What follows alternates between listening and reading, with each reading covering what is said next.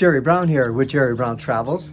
Lori here. Well, this is question and answer time, and there are some good questions on this one, Lori. Yeah. I'm excited to get back with you because actually it sort of lit a fire in me because I realized that confusing. There's a lot of stuff that's being confused here with the videos. So as a prime example, we just did a video in San Miguel, and the man that we were interviewing, one hand he's telling us that he can live on Social Security, but then he tells us when he gets down here, he actually hires an architect and he has a house built, okay? Well, the person came back and says, hey, he's not living on his Social Security because how can you afford an architect and how can you afford to do that? Well, a lot of times when I'm making videos about that, I'm showing you and talking to people who are living below their means. Okay, so as an example, in that particular case, this gentleman, him and his wife were both collecting Social Security, okay, and they were living on that. Now, another thing as an example here, when we first came down here, to qualify for a visa, it was going to cost us $1,500 a month each. Yeah. Okay. And we had that. So we had that. There was no problem with that. But we did an experiment. We wanted to see how cheap we could live here and see if we could live on my Social Security. Okay. Just on my Social Security. Now, we had other incomes coming in that let us qualify to have a visa to live here full time.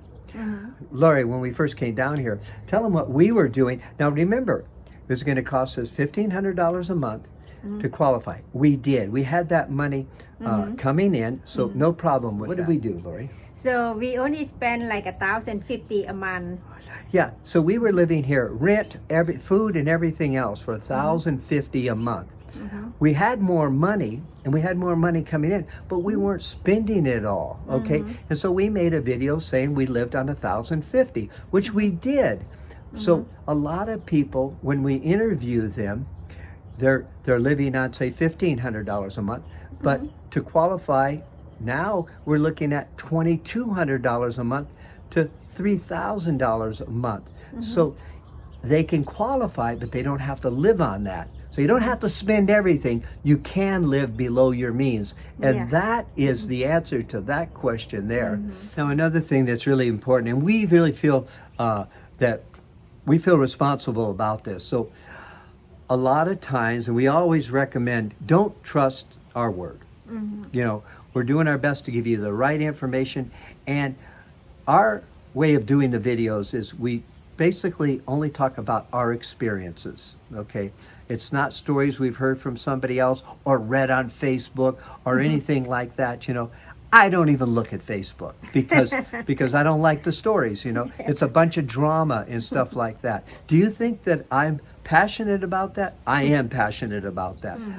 But so don't take our advice. Look around, ask other people. Look at other video channels and question them too. There's a lot of bad and fake news on some of the YouTubes, and it's coming out quite a bit now, and I'm noticing that. So just be careful. So watch out for the fake news and check it out. That's our recommendation. But let me give you an example of that. Sometimes people will, they'll say, well, Jerry said this. Well, Jerry said that, okay, as an example. Jerry said that we could qualify for a temporary visa for $1,600 each. And now I hear from somebody else that it's going to cost me $2,200 to qualify for a temporary visa. Jerry must be right. He makes all these videos, so he must be right. Well, guess what?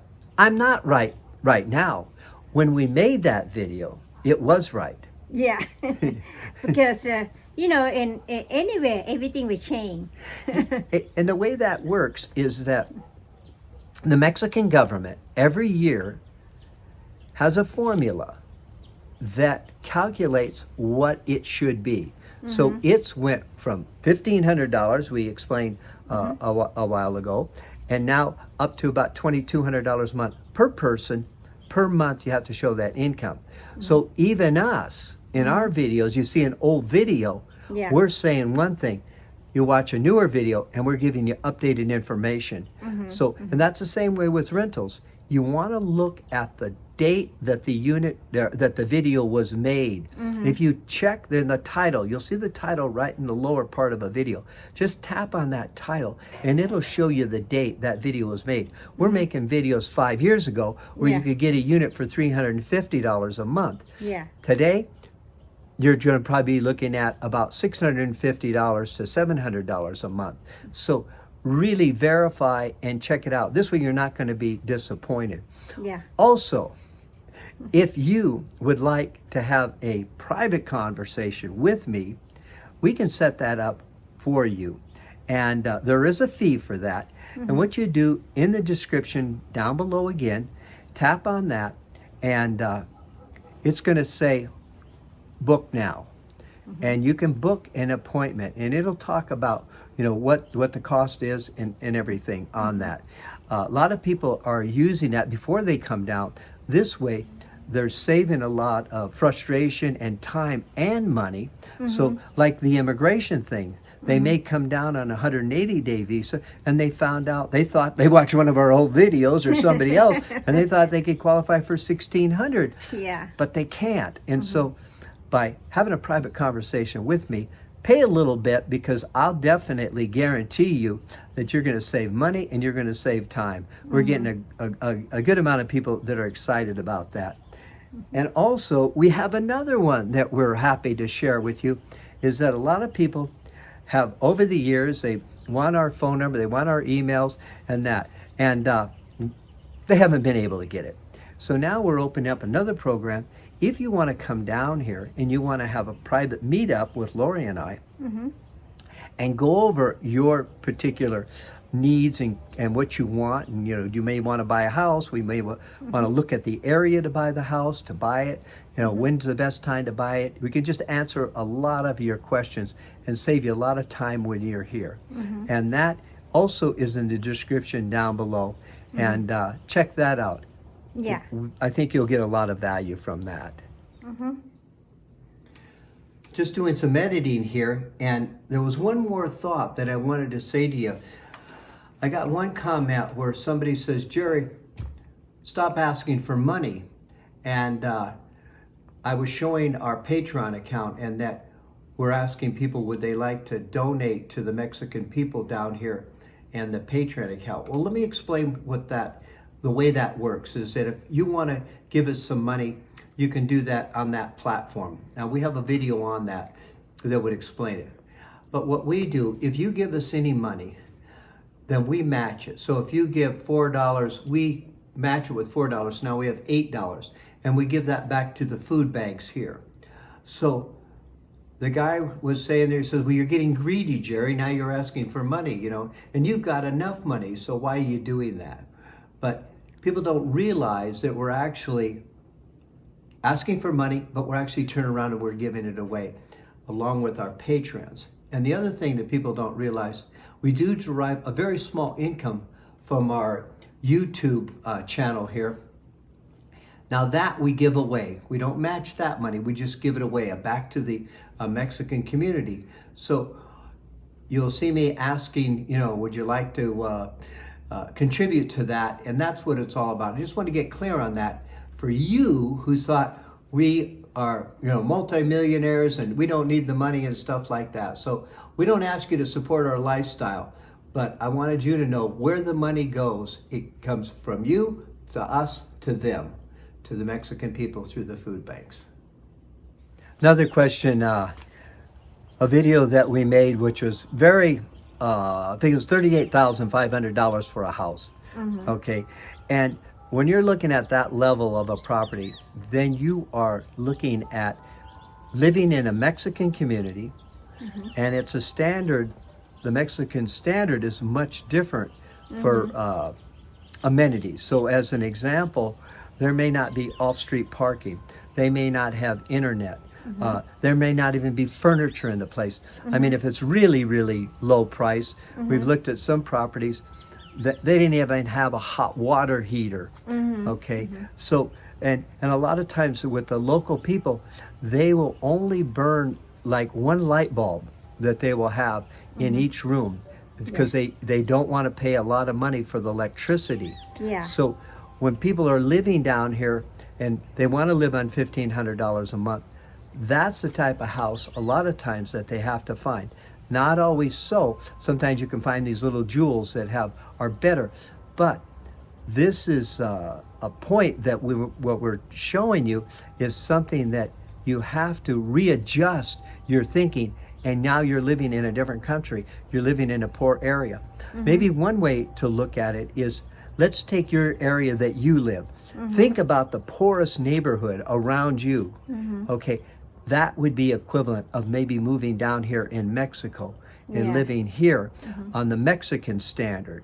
So if you feel comfortable that you would say, well, gee, I can move in that neighborhood, that's in the town that I live in, because I can live there on $800 a month for everything. Is it worth it to do that? Would they feel comfortable living in that environment?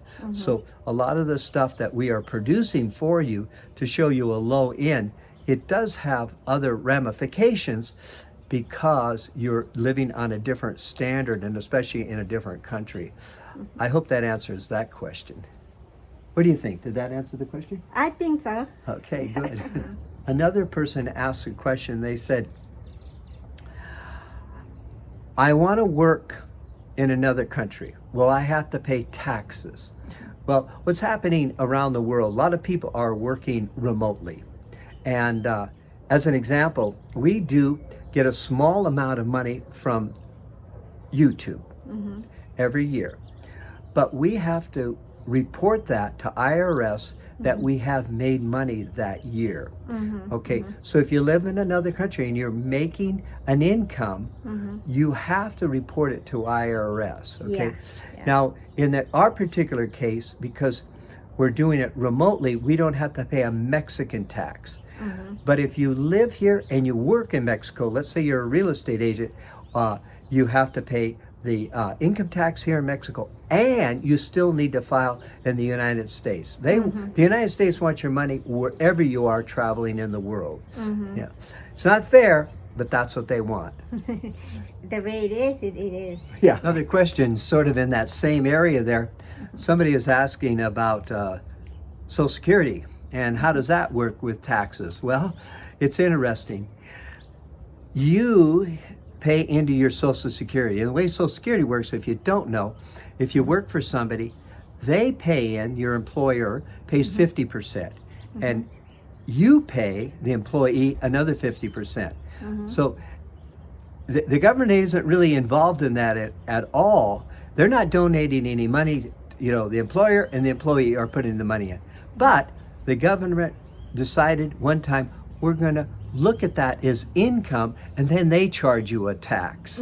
So you're getting double taxed, on that particular case. And again, there's something else you need to report to on your yearly tax form from the United States. You need to report that what your Social Security income was. Not fair, but that's the way it is. Okay. Well, another question here. In the news and in the big buzz is inflation, and people are asking, well, what about in Mexico? What's happening down there? And so Lori goes to the open market every week. She shops there with the same people. She goes to the same vendors. What are you finding out about inflation?